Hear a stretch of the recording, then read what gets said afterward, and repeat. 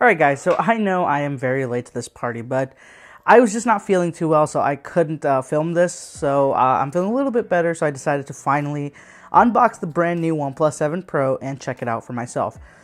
This is the 12GB 256 Nebula Blue OnePlus 7 Pro. I have no idea why I sprung for the 12GB model because honestly speaking, 8GB is more than enough, but I guess, you know what, I gotta flex on them peoples. So, yes, there we go. Let's rip this up, get that plastic out of here. And while I am taking plastic off, this does have a Snapdragon 855, and I'm sure you've seen a bunch of videos about it, so you guys know that the main selling point of this phone is that brand new display and the pop-up camera. So the box is very OnePlus. It has this band sort of thing, which is a little bit difficult to get out. It reads, OnePlus, a place for like-minded individuals to learn, share, and inspire each other with their passion for tech. So they've always had this community focus, which is pretty interesting. You know, the community, I have my own opinions on that, but pretty much a really nice message they have there. So this is the 7 Pro. It has slight little embossing over there. Otherwise, you really can't tell just by looking at the box. They are very similar to the normal OnePlus 7 and pretty much every other OnePlus phone that's been out for a pretty long time. So let's lift up this box. And boom. All right, we're greeted with the OnePlus logo. It's really nice. Red as usual, their signature color. I'm going to take a look at this later. So here's the phone itself. And this Nebula Blue is beautiful. The way it shines in light, it's just incredible. It's the first time I'm holding it without the device restraints, because I did see it at a T-Mobile store before, but this is the first time I'm seeing it and holding it in my hand without that heavy restraint. So let me put this to the side real quick. Now, also something that they've changed up is that instead of just having the charger and the cable in the box without this kind of packaging, they've placed in some cardboard packaging that you're supposed to use and lift up. So here's the red cable, USB Type A to Type C, and the warp charger that we got on the McLaren edition as well. So if you guys haven't seen that video, I unboxed a McLaren edition OnePlus 6T, which came with this warp charger. It was actually in a black and orange color, which was way cooler than this, but you know what? It's still a warp charger. So the warp charger is actually much higher output than the dash charger was, so it is gonna fill up your phone faster. I did make another video about it, if you guys want to check that out, where I compared the speeds of dash charging to warp charging, which was an interesting result. You know, OnePlus is really pushing this hard, the warp charge, the fast charging segment, and totally ignoring wireless and inductive charging, but that's a story for another day. So opening up the little pamphlets, we have a clear case, a Nebula, so I could show off the Nebula Blue color without worrying about breaking my device. Also, there is that cutout for the camera pop-up, and otherwise just a very basic, plastic TPU flexible silicone case. So let me put that to the side, and this is just more paperwork, SIM card tool, all that goody.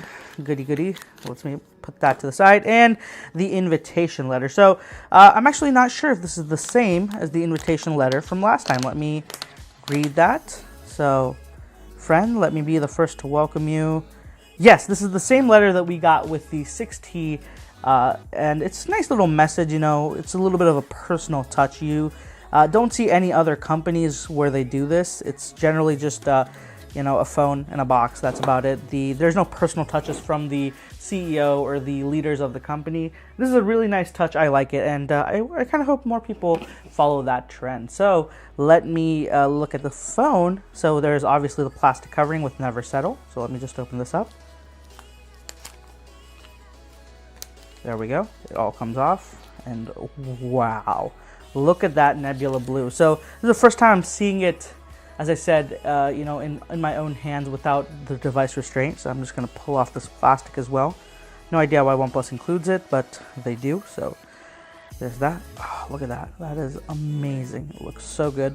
OnePlus has been really nailing these finishes. I'm very impressed with the overall color and design. And one of the coolest parts is that not just the back is like a two-tone shifting color.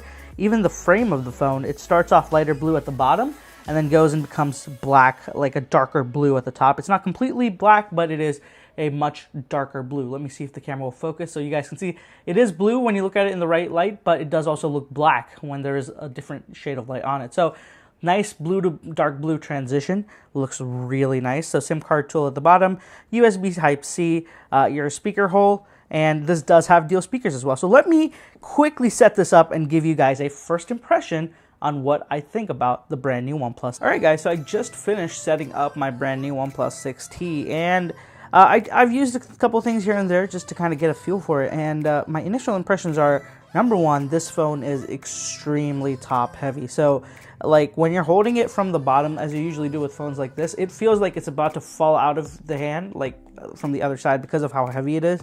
Let me just try to keep it like centered on one side and see what happens. Like, look at that.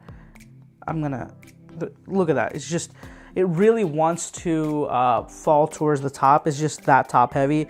Makes sense. All the motor, everything is up there. So it's a lot of additional weight that isn't balanced throughout the device. When it comes to the display, it is amazing. I really think that, one of the things that immediately got me was when I loaded up a video to watch a video, I was like, when I made it full screen, I was like kind of expecting the notch. And then when there was no notch or intrusion like I've been dealing with for so many other phones, I just felt so surreal. It was like, oh my God, is this even real kind of situation? It was just beautiful, great display. I'm loving it so far. Let me just see how bright it gets. So definitely not as bright as the S10 I've been using, but I don't use my phone in sun that often that I think it will affect me, but I would definitely like if it was there. But the 90 Hertz is a great, exchange, I would say. I would take the 90 Hertz over the brighter screen. Another thing that I really did notice was that speakers are decent. It gets pretty loud, but the quality is not as good as the iPhone or the S10 that I've been using before this.